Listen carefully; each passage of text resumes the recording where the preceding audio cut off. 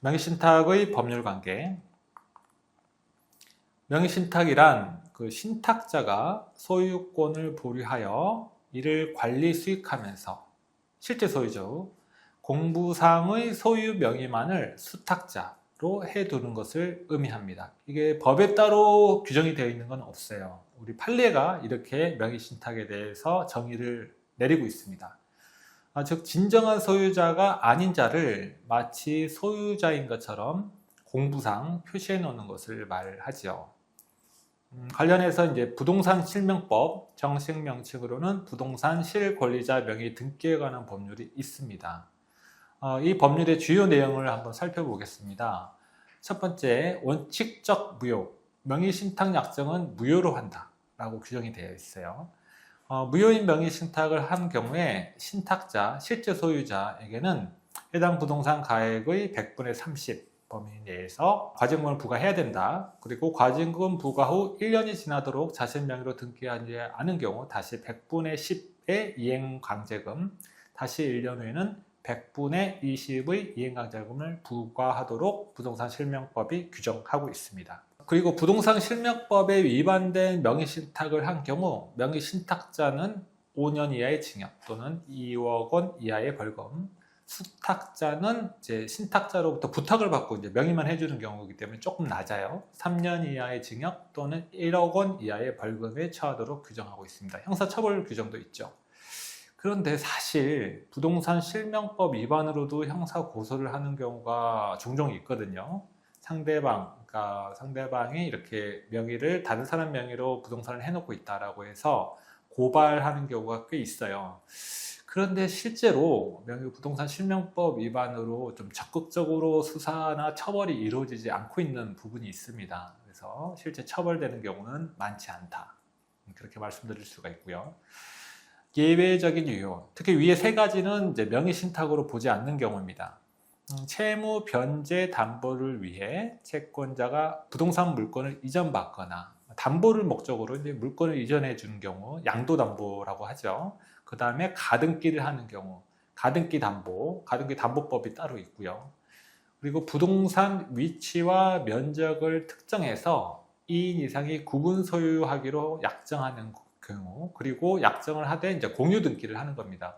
그러니까 형식적으로는 지분 1분의 1씩 가지고 있는 분들이에요. 그런데 실제로는 이분들이 내부적으로 협의를 해가지고 어느 땅은 내가 쓰고 어느 땅은 당신이 쓰세요라고 하는 겁니다. 그건 이제 상호 명의신탁이라고 하거든요. 이거는 명의신탁으로 보지 않는다. 그 신탁법 등 특별법에 의한 신탁인 경우도 명의신탁으로 보지 않고 따로 뭐 제재를 가하지 않습니다.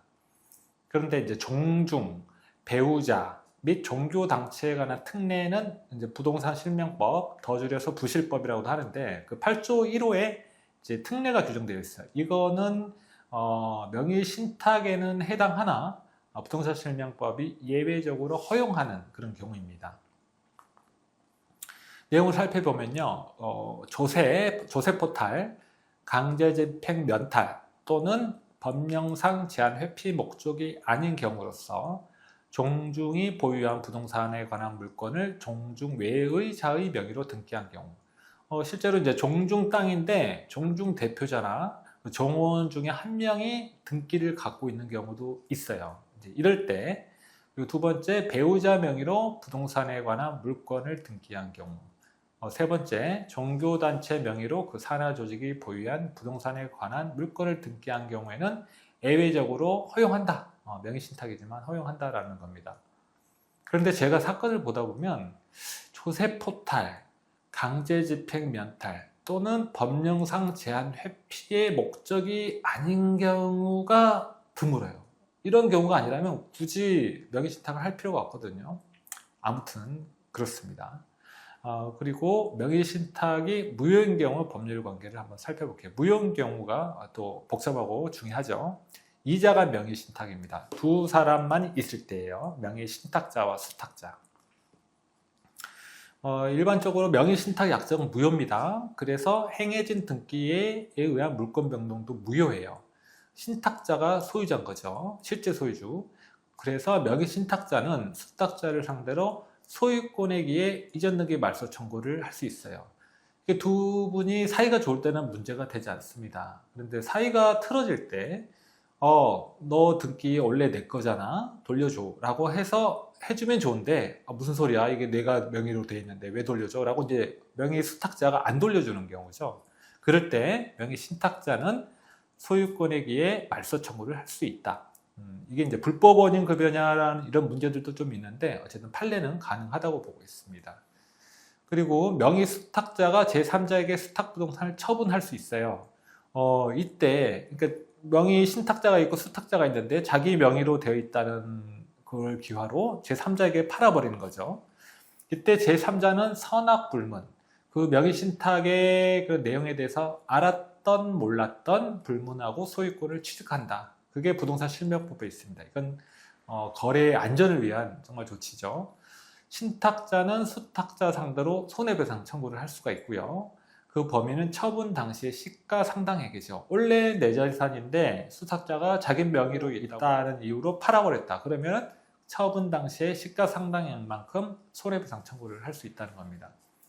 그리고 수탁자에게 예전에는 형사상 횡령죄가 성립한다고 판단을 했어요. 그런데 근래에는 보호할 만한 신임에 의한 위탁관계가 없다. 그래서 횡령죄가 성립할 수 없다고 형사 판례가 변경됐습니다. 그래서 수탁자는 손해배상 책임만 부담하면 된다. 이렇게 말씀드릴 수 있고요.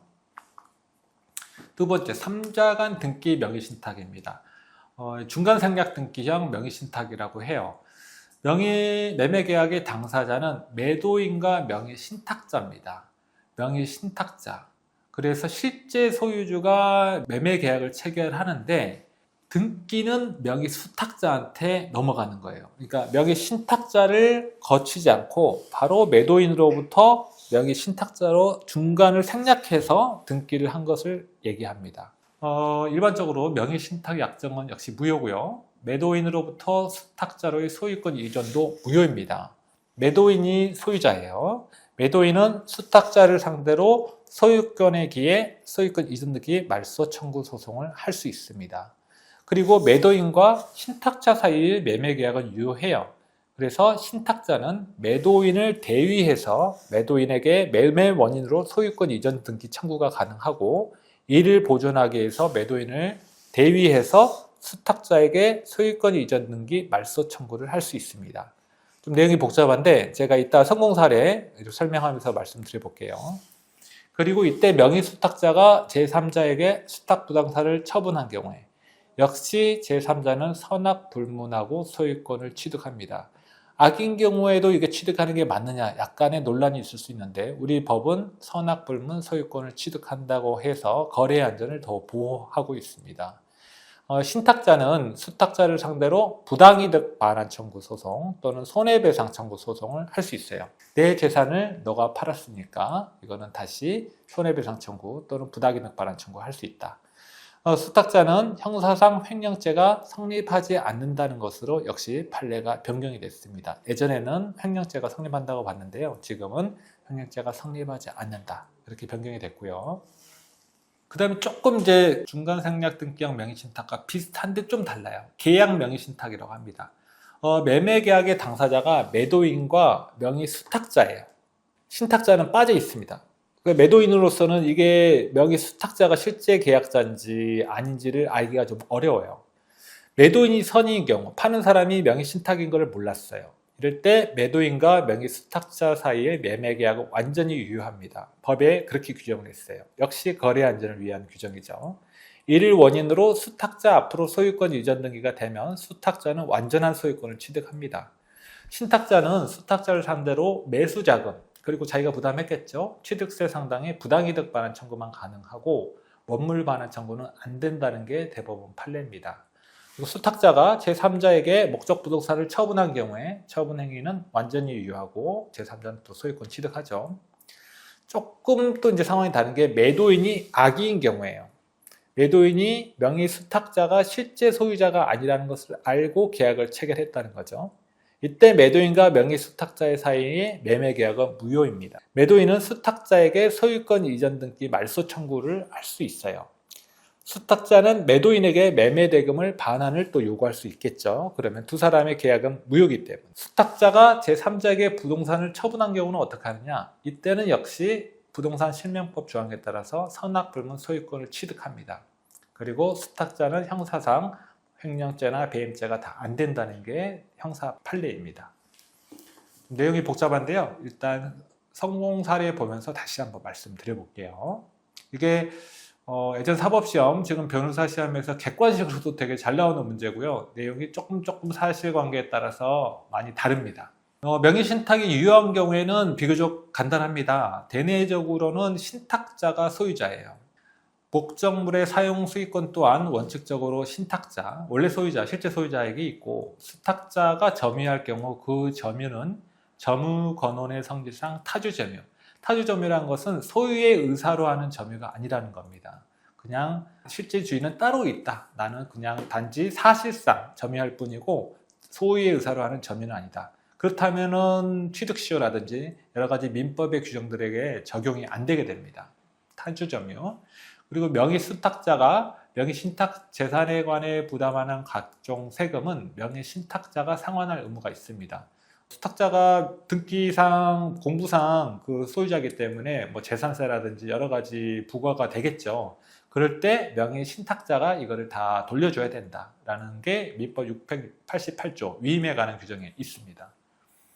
그리고 대외적으로 봤을 때는 수탁자가 소유자입니다. 대내적으로는 실제 소유자인 신탁자가 소유자지만 대외적으로는 수탁자가 소유자예요. 명의신탁이 원래 그런 거죠. 수탁자가 제3자에게 목적물을 양도한 경우 제3자는 선악불문 소유권을 취득할 수 있습니다. 다만 배임 행위에 적극 가담할 때 두 사람이 짜고 수탁자가 제3자와 이렇게 공모를 해서 적극적으로 배임을 행위해서 물건을 팔았다. 그러면 이중매매 법리처럼 무효화 시킬 수도 있습니다. 예외적으로.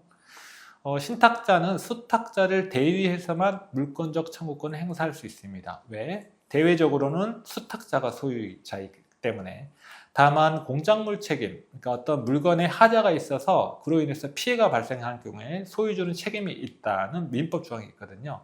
그때는 신탁자도 소유자로서 무과실 책임을 부담할 수 있다는 게 또 판례의 태도입니다.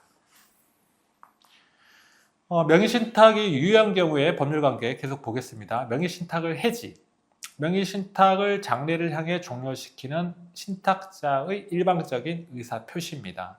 명의신탁이 해지되면 어떻게 되느냐? 대내 관계에서는 처음부터 신탁자가 소유자이므로 별다른 변동이 없죠. 대외적으로는 어떻게 되느냐? 명의신탁이 해지되면 수탁자로부터 신탁자에게 이전 등기 없이 대외관계에서 소유권이 복귀되는지가 문제입니다. 예를 들어서 갑종증 소유 토지를 명의신탁받은 을이 종원이나 뭐 그런 분들이 보통 이렇게 되죠. 명의신탁 해지 후에 등기가 자신에게 남아있다는 것을 기회로 병에게 이전 등기를 맞춰준 경우 병이 소유권을 취득하느냐? 판례는 대외관계에서는 신탁자에게 소유권 이전 등기가 맞춰져야만 다시 종중으로 돌아가야지만 신탁자에게 소유권 복귀가 된다. 그래서 사례에서는 병은 을의 배임 행위에 적극 가담하지 않는 이상 소유권을 취득한다 라고 판시를 했습니다. 역시 거래의 안전, 거래가 워낙 복잡하게 매일 수백 건이 일어나는데 이거를 무효화시키면 더 복잡해지는 거예요. 그래서 거래가 이미 됐고 한다면 가능하면 유효하게 해석을 해야 된다는 게 우리 민사 판결의 태도죠. 일반적인. 그것도 거래의 안전을 위한 해석이다.